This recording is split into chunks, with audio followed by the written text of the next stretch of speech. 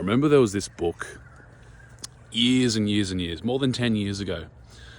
There was this book called Ready, Fire, Aim. Ready, Fire, Aim. I don't really remember much of what I read in that book except this one single idea. This retarded idea that in order to succeed in business, in life, with women, as a man, you've got to start learning how to shoot without aiming. You've got to ready, fire, and then aim after you fire. We got brothers out here spending years aiming, trying to aim at something, and they never fire. They never pull that trigger. I was like this for years, bro. I wasted years like this. Always trying to aim, always looking to the horizon. Like Yoda says to Skywalker, "Oh, young Skywalker, always looking to the horizon. Never looking here at what is in front of your nose." You know, we have become obsessed with looking at the horizon. But what we got to do is look at what's right here in front of our nose. I was just realizing this yesterday, sitting on the couch, eating some ice cream, just eating some creamy Bulla chocolate ice cream with with like 6 blocks of Cadbury milk chocolate on top. Just getting all hard and cold and frozen by the ice cream, so it was super crunchy. Bro, I was crunching so loud I was disturbing my wife next to me on the couch. She was trying to watch Star Wars with me. She couldn't hear it over the crunching, bro, because this chocolate was just so frozen. And what I realized was that I was thinking about the next day, the very thing that Christ says not to do. Do not give thought to tomorrow and the troubles it will bring, for today has enough troubles of its own. Give no thought to what you will eat, what you will wear, where you will sleep. For don't the birds of the air go about their day? I'm paraphrasing, probably getting this quite mixed up, but gathering food, and their Father just provides all of it. They don't think, they don't worry, they don't stress. They're not up there late at night, like doing their finances, worrying about how tomorrow's gonna work out. Those birds are retarded, bro.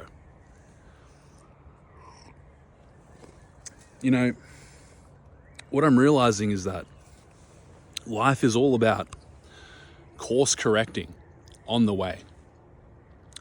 Course correcting on the way, on the journey. Until you've actually got some momentum, you're not working with anything. Until you've actually stepped out and put yourself out there, put your business name out there, started making some content, you have no idea where that content's going to go. You can be sitting there ruminating, planning, journaling until your hand is black, rigor mortis setting in, just journaling there late at night, burning that midnight oil, just like trying to figure out your own mind.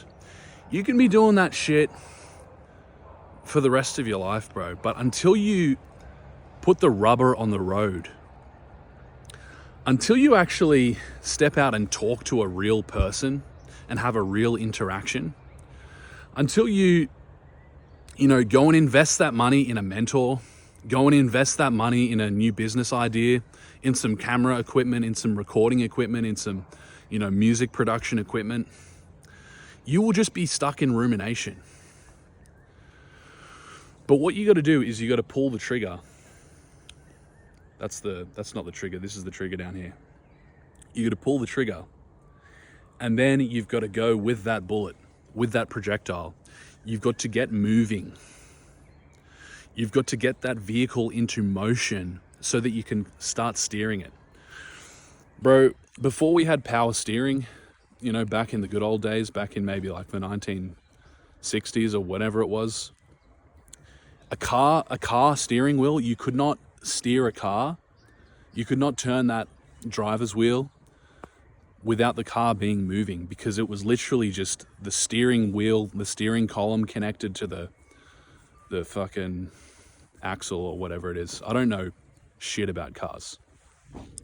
But the point is, before there was power steering, you could literally not turn a car steering wheel unless you had arms like Arnie, because the wheels weren't turning, the wheels weren't moving. But as soon as you get that bitch on the open road, as soon as that bitch is actually moving, then you can turn it. So you see what I'm saying? You have to get into motion. You have to get into motion, baby. You have to get into flow. You have to get into movement. Movement, flow. I'm not talking about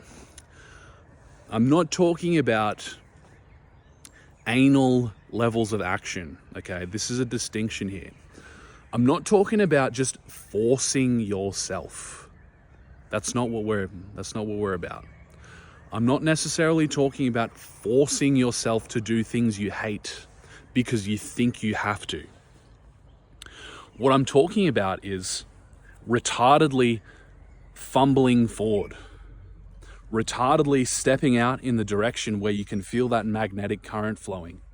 You'll feel it. There's always a magnetic current flowing in the direction of greatest life, greatest opportunity, greatest service, greatest expansion, greatest challenge. There's like this magnetic current. Some call it the force. Some call it the thumos. But what you got to do is you got to follow that pull, that magnetic pull. And sometimes that looks like going up to a smoking hot babe and just talking some shit with her. Sometimes that looks like just retardedly going up to some successful person or some high-ranking person, you know, who your head would tell you have no status, you have no business approaching that person, but you just retardedly stumble up to them and just let your mouth open and just start letting words come out, just like that. You don't even know what you're saying. You just allow that energy to pull you into that direction. That's what I'm talking about. That's where the miracles happen, baby. That's where you can start expecting miracles.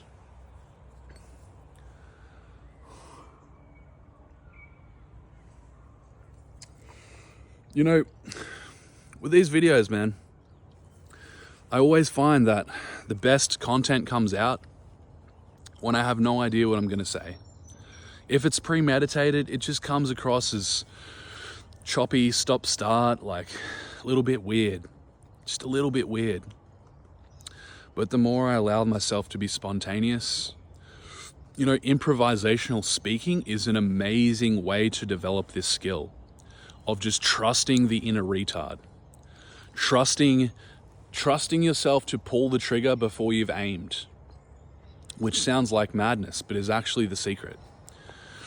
And it's that trust, it's that free fall.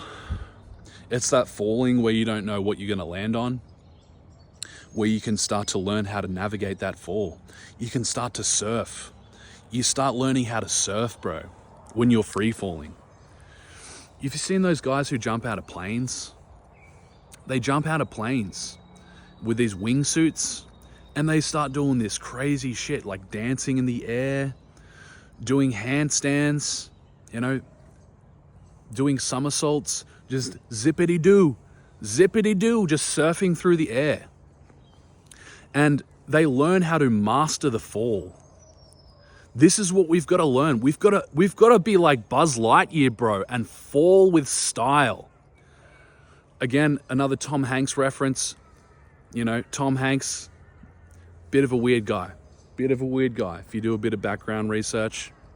But hey, the way he plays Woody in Toy Story, I take my hat off to that shit. The characters he plays, I take my hat off to that shit. You know, Buzz Lightyear comes in, the new toy. Toy Story, episode 1. Buzz Lightyear comes along and he's got wings. And he shows the toys that they can fly. And what does Woody do? He's jealous. He's a bit possessive of Andy, his owner. He doesn't want to be replaced. He's clinging to the old, bro. He's clinging to the old. He's clinging to what has been. He's being like a woman. He's trying to cling to security. Woody is like his man. Woody is like, sorry, what's his name? Is it Alan? I just pulled that name out. Alan?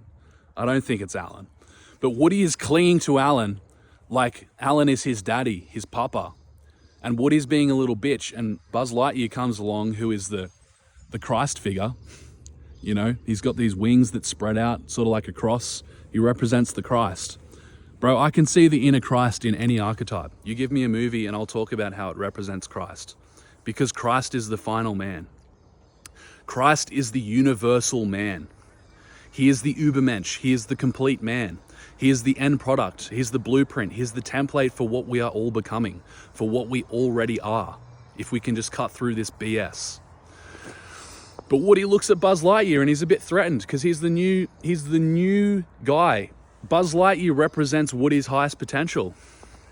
Woody's just a dusty old cowboy with his snake in his boots, you know? He's got the snake in his boots. The Kundalini energy is still stuck in the lowest part of him. He hasn't really got together with Bo Peep and started exploring Tantra with her yet because he's still living in the lowest chakra. He's still living in that pattern of releasing. See what I mean, bro? Just shooting the shit, firing before you aim. And so along comes Buzz Lightyear, this guy who can fly.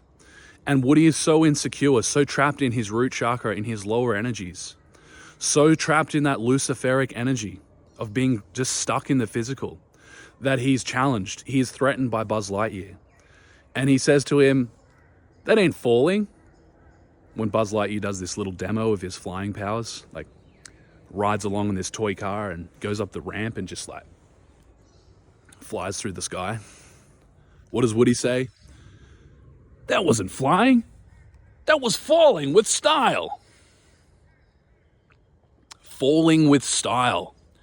When you learn how to fall, when you learn how to fall with style, that's when you become Christ. That's when you become the highest version of yourself. When you learn how to retard max your way into any situation and take the fall. But as you're falling, as you're failing, you do it with style. You own it. You own that plunge, that descent down into hell. And you surf those currents. You surf those universal cosmic currents as you fall. And other people look at that and they go, that motherfucker is flying. And guess what? They start following you. They start following you while you're doing the very thing that they fear. They start looking to you with respect. They start looking to you for inspiration. Just like all the toys do. All the toys start following Buzz Lightyear when all he was doing was falling with style. But he believed in himself. He believed that he was Buzz Lightyear. He believed that he was an intergalactic warrior, here on a purpose, here on a mission to liberate the other toys. And so his falling looks like flying. His failure looks like a superpower because he fucking owned it, bro. That's what we got to start doing. We have got to start bringing such a high level of ownership to everything we do, especially our failures, especially our embarrassments, especially our fuck-ups, especially our handicaps, the very things that others look at and say, he could never succeed, he could never win because he stutters, because he has a weird nose, because he was addicted to corn for 15 years, because he is divorced, because he is a failure, because he's never succeeded before. He could never win. You know what you got to do? You got to take that and use it as your fuel. Use it as your jet fuel. And just fire. Just pull that trigger, bro. Just start flying. Just start falling. Just start flowing. Start moving in the direction. And as you're moving, you learn to pivot. You learn to glide, like rollerblading. You learn how to sway. You learn how to flow. That's where the magic happens. And that's where God starts to take over. Much love, Kings.